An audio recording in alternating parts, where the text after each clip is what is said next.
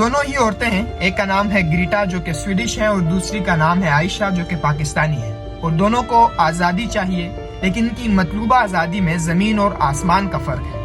Greta کو آزادی چاہیے فلسطین کی، وہاں کے مظلوم مسلمانوں کی اور ان بچوں کی جب ان پر میزائل گرتا ہے تو ان کی لاشیں آسمانوں میں لہراتی ہوئی واپس زمین کی طرف آ جاتی ہیں۔ گریٹا کا فلسطینیوں سے نہ کوئی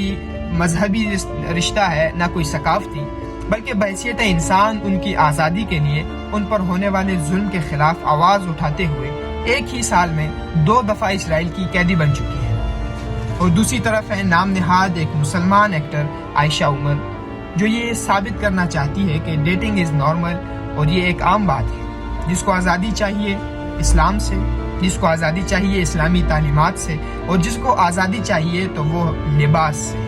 لباس کی پابندی ختم کرنا چاہتی ہے، جو ایک شو چلا رہی ہیں ڈیٹنگ شو، اور یہ چاہتی ہیں کہ یہ بات عام ہو جائے کہ ڈیٹنگ از نارمل اور 2 نامحرم آپس میں بغیر نکاح کے ایک ہی چھت تلے زندگی گزار سکتے ہیں۔ ان کا مقصد یہ ہے کہ کسی طرح ان مسلم نوجوانوں میں، مسلم یوتھ میں اور اس آنے والی نسل میں یہ بات پھیلا دی جائے کہ جو اسلام ہمیں سکھا رہا ہے، جو اسلام کی پابندیاں ہیں کہ یہ نہ کرو، یہ حرام ہے،